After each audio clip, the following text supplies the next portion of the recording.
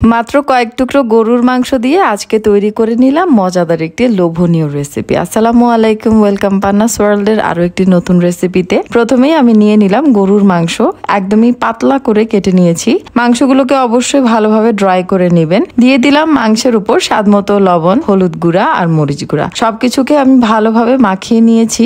এইবার আমি তেল গরম করে নিব আর দিয়ে দেব তেলের উপর মাংসের টুকরোগুলো, ভালোভাবে ফ্রাই করে নিব।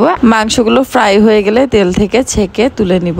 আর একই তেলেই দিয়ে দিলাম পেঁয়াজ কুচি, নেড়ে চেড়ে বেরেস্তা করে নিব। এইবার এতে দিয়ে দিলাম আমি রসুন কুচি, ভালোভাবে এগুলোকেও আমি ফ্রাই করে তুলে নিব। এবার ফ্রাই করে নিব শুকনো মরিচ, আপনারা আপনাদের পছন্দ মতো ঝাল বাড়িয়ে বা কমিয়ে দিতে পারেন। এবার একটি ব্লেন্ডার জারে আমি মাংস আর শুকনো মরিচগুলো দিয়ে ব্লেন্ড করে নিব। অতিরিক্ত মিহি ব্লেন্ড করতে যাবেন না, এমন আস্ত গুঁড়ো থাকলেই হবে।